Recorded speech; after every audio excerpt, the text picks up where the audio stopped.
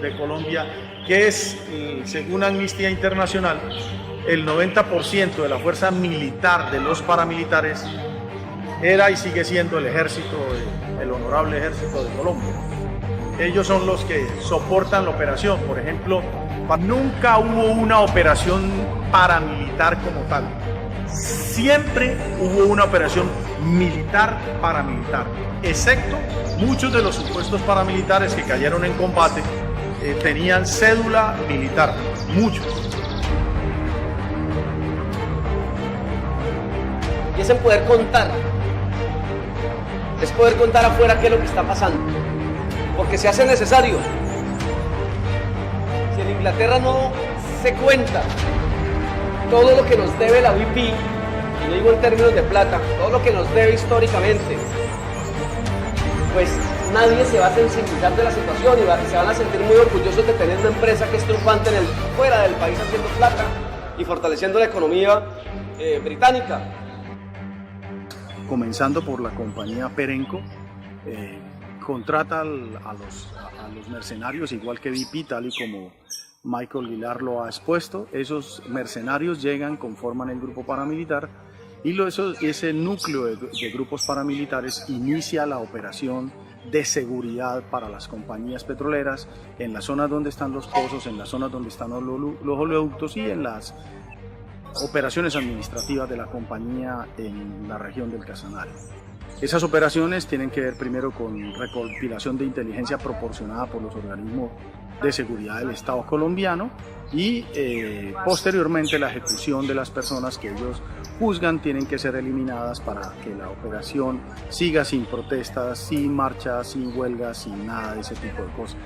¿Hacia quién va dirigida la operación? Hacia las organizaciones sociales, básicamente. Básicamente es que la empresa fue denunciada en el año 2010 o en el 2011 por la revista Semana como patrocinadores de grupos paramilitares. Fue una investigación que jamás nos informaron qué había pasado con eso. Sin embargo, sí somos testigos de la muerte de un presidente de la Junta de Acción Comunal de aquí, como es el señor Wilson Sánchez, y uno de los contratistas, cuyo nombre en ese momento no recuerdo. Parece ser que fue la persona que lo sacó de su vivienda y al otro día amaneció muerto en la carretera.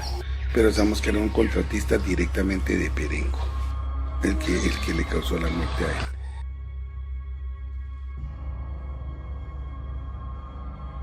Como es el tema también de asesinatos selectivos, falsos positivos, desaparición forzada, tortura, señalamientos por parte de la fuerza pública, persecución, detenciones. Muchas personas fueron detenidas por el solo hecho de oponerse a los proyectos de la industria petrolera. Bueno, a la empresa se ha logrado documentar, y esto desde hace unas 2 décadas, cómo generaba pagos al ejército, cómo contrataba con empresas de seguridad como la Defense System, una empresa de mercenarios ingleses y israelíes y de otras partes del mundo, y cómo estas estrategias de seguridad, tanto con el Ejército Nacional como con estas empresas de seguridad privada, pues terminaron involucradas, ¿cierto?, en asesinatos como el de Carlos Arrigui, como el de otros dirigentes del Morro, del corregimiento del Morro, aquí en Casanare. Entonces, haya habido una posibilidad de encontrar esos pagos, esos recibos en los cuales la empresa le pagaba a estos personajes del ejército y a esas empresas privadas dineros que terminaron luego siendo usados para amedrentar, perseguir y en muchos casos el asesinato de dirigentes sociales, ¿no? Los paramilitares Autodefensas Campesinas del Casanare, al mando de Martín Llanos, ingresan al municipio de Receptor y desaparecen a mi familia, 7 familiares. Junto a ellos hay un total de 33 campesinos desaparecidos, incluyendo el médico que estaba en esa época, junto con el conductor de la ambulancia. Las desapariciones surgieron a manos de los grupos paramilitares. El 10 de mayo del 2005, mi hermano fue asesinado vía El Morro, sitio del Mosquito. Ahí lo estaban esperando, donde fue acribillado por muchos pistoleros que le dispararon sin lástima, donde él quedó en su moto como con ganas de salir a correr, pero fue imposible. le truncaron su vida. La década de los 90, principios del 2000, Michael Gillard y otros personajes en Inglaterra lograron hacerse, digamos, a buena parte de estos contratos.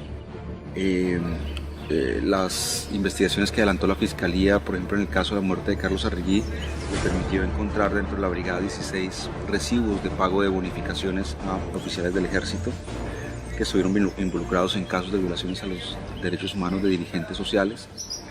Entonces, allí se puede establecer una relación. Luego tenemos testimonios, cierto, de paramilitares como Arias Salomón, que expresó claramente en algunas entrevistas que ellos hacían su trabajo como paramilitares obedeciendo a órdenes de la empresa. Y entonces hay un conjunto como de evidencias que van mostrando que la BP estuvo involucrada en esos procesos. Tuvimos 3 desplazamientos masivos. En el 2003 nos desaparecieron un gran número de personas ahí del municipio, entre ellos mi esposo, que está desaparecido y hasta el momento no hemos tenido noticia de él. Fui amenazado, tuve directamente un atentado en el cual me hicieron 5 disparos en mi casa de habitación. Ya fue directamente que trataron de agredirme. Afortunadamente pues salí de eso, pero queda uno con muchas dudas porque los señores le identificaron como el Gaula. Y el Gaula es un organismo del ejército. He desempeñado cargo en la Junta de Acción Comunal como fiscal, presidente de la Junta, y me he desempeñado en diferentes acciones buscando siempre el beneficio de la comunidad. El asesinato de nuestro hermano Osvaldo. En el sector del corregimiento del Morro, el Centro Poblado, pues se estableció una base militar para cuidar esas instalaciones. Osvaldo es asesinado, esa base militar y la Brigada 16 tenía 2 hijos. En su momento de su muerte, uno de ellos de 7 años que presenció el homicidio, delante de él le dispararon. Era una persona muy entregada a sus comunidades, fue presidente de Junta de Acción Comunal, donde se desarrollaron los proyectos de la industria petrolera. De 100 casos que tenemos, a manera de ejemplo, hay 90 que aún están en la impunidad. De esos 90, hay que decir que hay 85 en los que ni siquiera se ha llamado a vincular a los presuntos responsables. Quiere ello decir que el grado de ineficiencia de la justicia en Colombia es alarmante.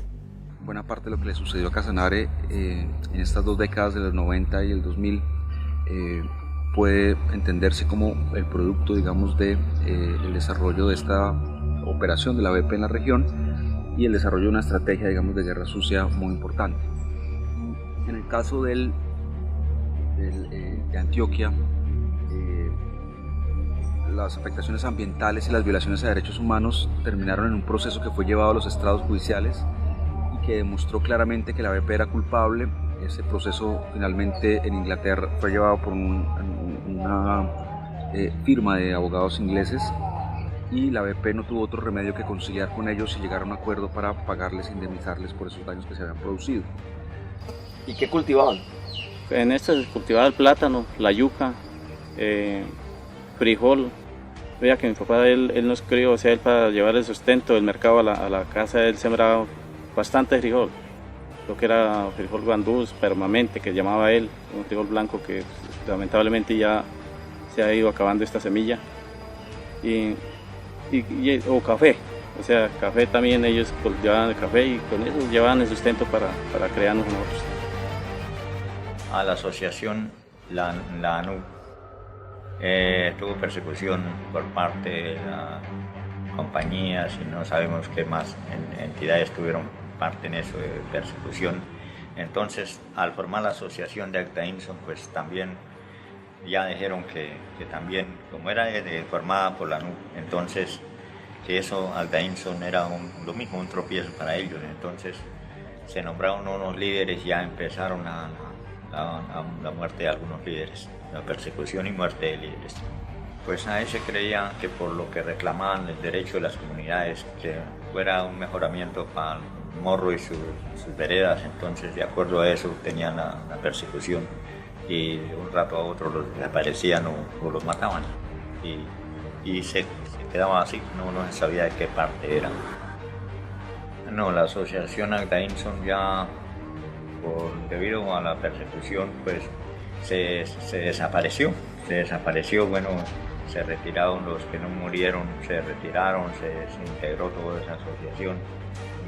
Los invito, pero no nos acompañan. Hay unos poquitos que nos han acompañado, pero entonces como ha habido un decir de que como nosotros hemos sido parte de Agdainson, de la ANUC, y así entonces, y hablamos de partes organizativas sociales, entonces ellos dicen que eso ya es parte de su versión y de acuerdo a eso, entonces, pues como que la gente le tiene miedo a eso.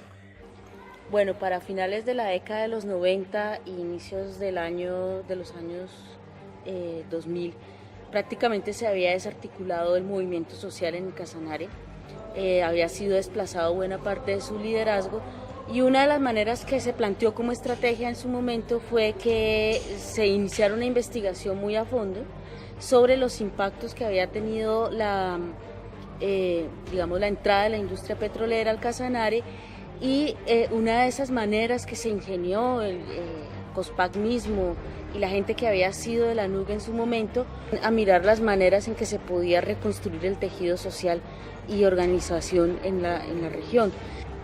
Sobre la violencia aquí en Casanare, desafortunadamente iniciaron en los años 90 la llegada de las empresas petroleras, donde las compañías trajeron cantidades de batallones para el cuidado de los pozos y desafortunadamente lo único que han hecho es matar a nuestros seres queridos y pasarlos como víctimas en falsos positivos. La mayoría de desapariciones de aquí a Agua Azul Casanare han ocurrido todo gracias a las empresas petroleras, porque desafortunadamente tanto paramilitares como ejército, todas las matanzas y las masacres que hubieron son de los grupos que estuvieron al cuidado de estas empresas, la seguridad de ellos. A partir de 1990 el movimiento campesino venía luchando por la tierra. A 1991 empezó la lucha por el petróleo, por la defensa de los recursos naturales, y estas dos luchas, la campesina y la petrolera, hicieron o llevaron a la implantación de un modelo, teniendo en cuenta de que se generó una alianza macabra entre terratenientes y petroleros, pues obviamente patrocinados por el Estado, que llevó a la acabose de la ANUC hacia el 95 con la muerte de Carlos Mesías Arregui, la persecución a otros líderes, el encarcelamiento de otros, y posteriormente pues en Casanare ha quedado más de 25.000 desplazados forzados, 2.600 desaparecidos y más de 75 ejecuciones extrajudiciales. Para nosotros en impunidad, para nosotros ha acabado no solo con la ANUC, sino también con la Sococharte, Agdainson, el Comité por Pavimentación del Morro, y ha también estigmatizado, pero también perseguido al movimiento comunal del Morro, también de Agua Azul como ASOVEG, y el movimiento sindical en Tauramena como es el sindicato Cevipetrol. La persecución que actualmente lleva Perenco contra los líderes de esta vereda empezó con el veto laboral, después haciéndonos unas llamadas telefónicas, recibiendo unas amenazas pues, para de pronto pues, callarnos en los procesos que llevamos actualmente. Adicionalmente, en Casanare varios dirigentes sociales llevaron unas demandas importantes que, digamos, reclamaban como la BP reportaba unas cifras de la extracción petrolera al gobierno colombiano, pero a la hora de llevar ese petróleo y reportarlo en Inglaterra reportaba unas cifras mayores. El descubrir, digamos, que ya había un engaño por parte de la BP frente al gobierno colombiano, pues le implicaba a esta empresa ahorrarse costos de regalías y impuestos sobre la extracción petrolera.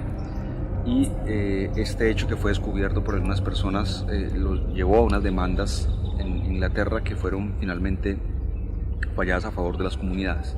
Entonces, todo este conjunto de hechos, violaciones a los derechos humanos relacionadas con el asesinato de Carlos Arrigui, de Carlos Vargas Ovejero, de dirigentes sociales, más los daños ambientales comprobados que el Ministerio del Ambiente, digamos, documentó en varios procesos a lo largo de la década de los 90 y del 2000, y estos casos de pago al ejército, pago a los paramilitares y, por otra parte, el engaño al gobierno colombiano sobre el número de barriles que se producían realmente, pues configuran todo un contexto, digamos, de violaciones y de infracciones que la BP ha cometido en el caso colombiano, ¿no?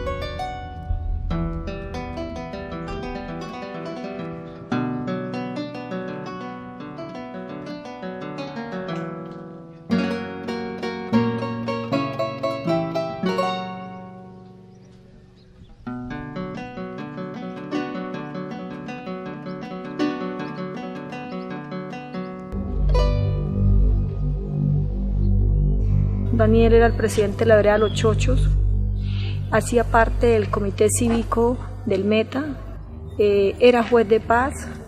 Daniel trabajaba con unas ONGs, con Corpaz, y Daniel era un incansable luchador por los derechos humanos, por los derechos ambientales.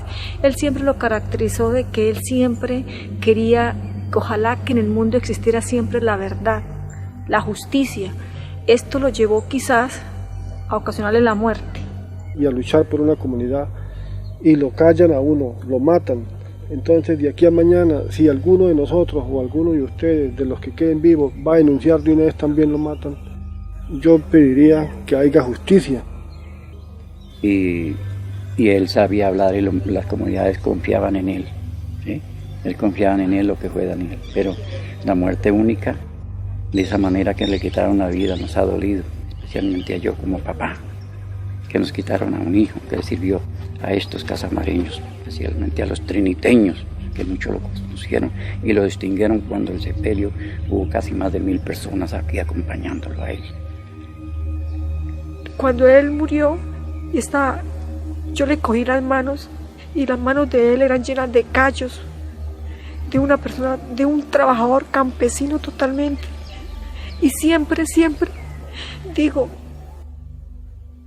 si sus manos eran así, eran sus manos de un labrador, eran sus manos de un agricultor, de una persona que lo que quería era producir la tierra. Él siempre decía, y tenía un lema, y él decía que la paz vendrá del campo.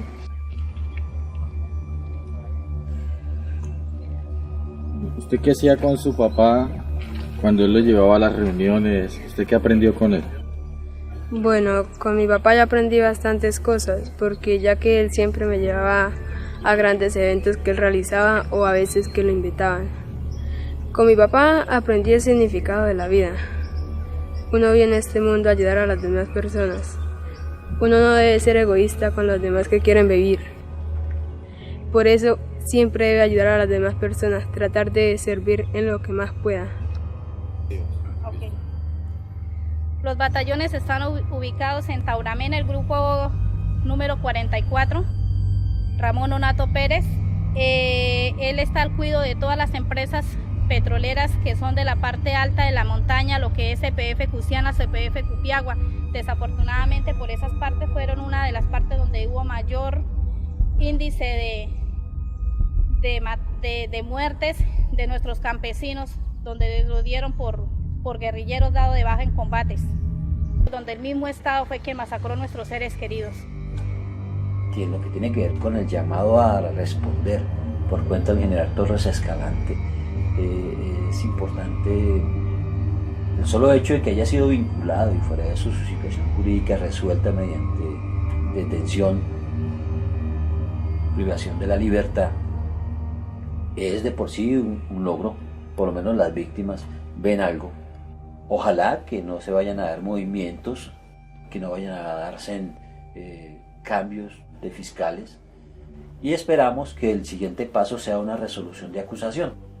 Respecto al ejército, generalmente cuando ellos se sienten atacados o agredidos, tratan de invadir la finca y nos hemos visto en la penosa obligación de expulsar de nuestras tierras al ejército, a pesar de que vengan patrocinados por ellos, porque para nosotros es muy incómodo tener una situación tan irregular como es albergar o alojar dentro de nuestro territorio al Ejército Nacional sin tener exactamente idea de por qué están ahí ni qué es lo que está sucediendo. La empresa siempre ha utilizado tanto a la Policía Nacional como al Ejército Nacional para ocupar e invadir los predios de propiedad privada sin que absolutamente nadie pueda decirles nada. Y se sabe, digamos, por muchas fuentes que la BP ha producido muchos impactos ambientales a nivel mundial. Solamente en Estados Unidos, en la década de los 90 y en el 2000, produjo más de 3.000 violaciones ambientales que han sido documentadas por los organismos de control ambiental en Estados Unidos. Y en Colombia se hizo partícipe, digamos, de todos los casos de violaciones a derechos humanos y de infracciones ambientales en el departamento de Casanare, pero también alrededor del desarrollo del oleoducto Ocensa, ¿no? Entonces es una empresa que, defendiendo en una primera instancia los intereses nacionales de Inglaterra y luego los intereses privados de sus accionistas, ha desarrollado todo un modo de extraer el petróleo que se acompaña siempre del despojo, de la violencia y de procesos, digamos, de violaciones a los derechos humanos en buena parte de los países donde ha participado. Hay que recordar el derrame que produjo allí en el Golfo de México hace unos años. Hay que recordar los cientos de infracciones que ha cometido en el caso colombiano en materia ambiental, y hay que recordar su vínculo con el desarrollo de empresas de seguridad y con su participación con el ejército colombiano, la Brigada 16 específicamente, en casos de violaciones a los derechos humanos en Casanare, ¿no? Entonces ha sido una empresa que ha establecido un modelo, digamos, de vulneración de los derechos humanos en pro, pues, de una acumulación de este recurso petrolero y en pro de una rentabilidad creciente, digamos, de sus negocios a lo largo del mundo, ¿no?